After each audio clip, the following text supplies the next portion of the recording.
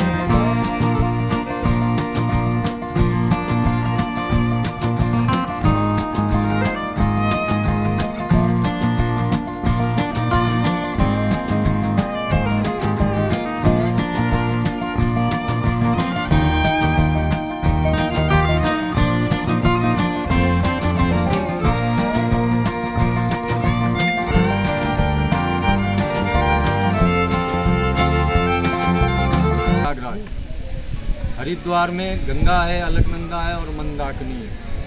ये उत्तराखंड में टोटल 52 नदियाँ हैं, हर एक नदी का अपना नाम है।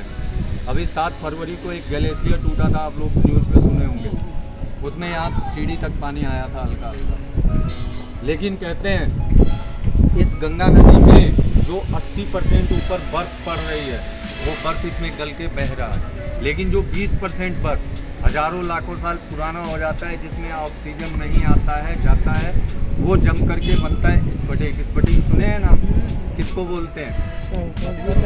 पत्थर, बर्फ़ का जमता है। लेकिन स्फटिक सुंदरकांड में लिखा गया है, स्फटिक शिला बैठे 2 भाई। लक्ष्मण जी को जब क्रोध आता था तो वो स्फटिक की शिला में बैठते थे। और पूरे भारत में स्फटिक सिर्फ 2 जगह है। कहाँ कहाँ है? पहला रामेश्वरम, जहाँ भगवान रामचंद्र ने स्फटिक शिवलिंग का स्थापना किया है, और दूसरा ये उत्तराखंड। इसके अलावा स्फटिक आपको कहीं नहीं मिलेगा। अगर कहीं मिलेगा तो वो कांच, नकली है। क्योंकि दूसरी चीज़, ये जो गंगा रिवर देख रहे हैं, आप लोग को हरिद्वार घूम लिए? देखिए, आप लोगों को बुरा लग रहा होगा, मैं टाइम ले रहा हूँ, लेकिन जानकारी दे रहा हूँ। हरिद्वार का पूरा नाम बताएंगे?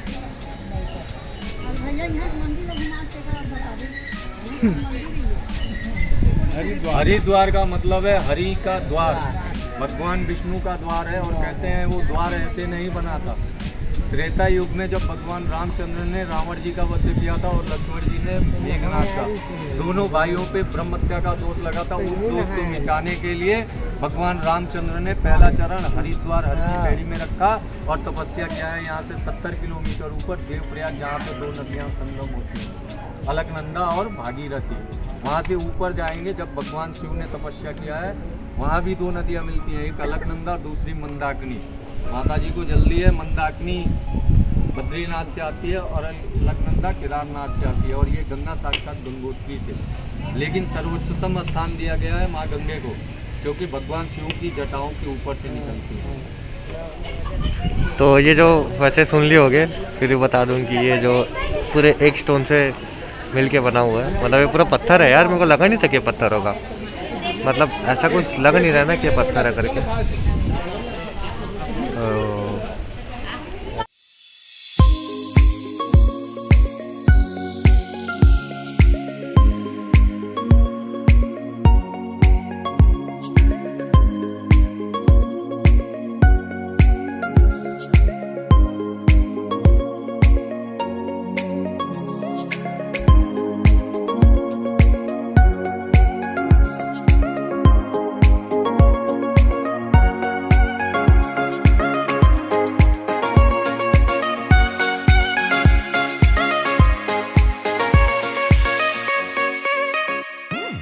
जगह पे आप लोग खड़े हैं या बैठे हैं, इस जगह को बोलते हैं गीता भवन। और ये गीता भवन कहा जाता है कि ये जो लिखावट देख रहे हैं ना आप, मंदिर के चारों तरफ दीवार पे जो लिखा है, ये संपूर्ण श्रीमद् भागवत गीता लिखी गई है, पूरी गीता।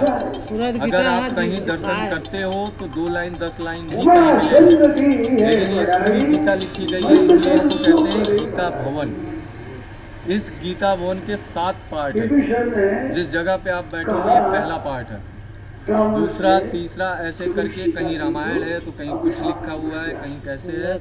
लेकिन इस पूरे गीता भवन के अंदर 1100 रूम है, 7 को मिला के। अगर आप रहना चाहते हो तो रह सकते हो, लेकिन 1 हफ्ता कम से कम, तभी आपको रूम मिलेगा। रहने के लिए 2-3 बातें ध्यान रखनी पड़ती है। लहसुन और प्याज का सेवन नहीं कर सकते हैं।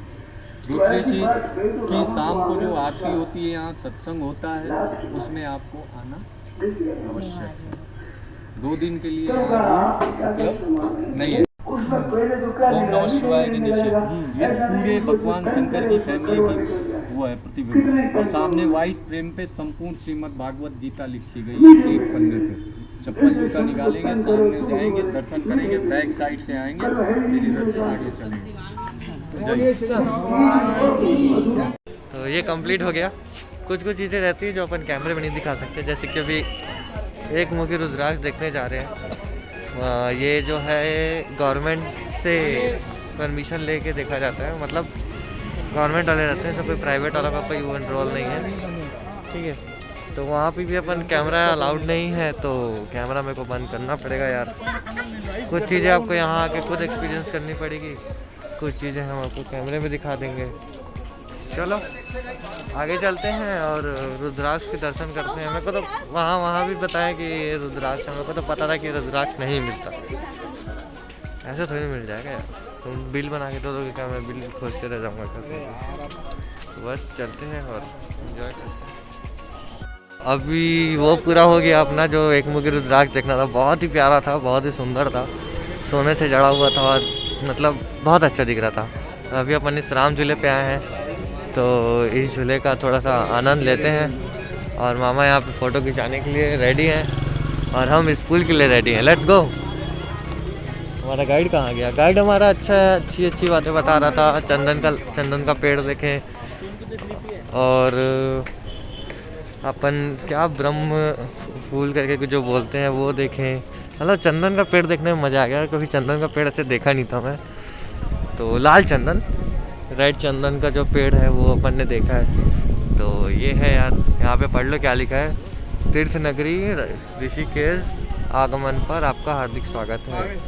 अधिकांश लोक निर्माण विभाग नरेंद्र नगर, हिटरी गढ़वाल। चलो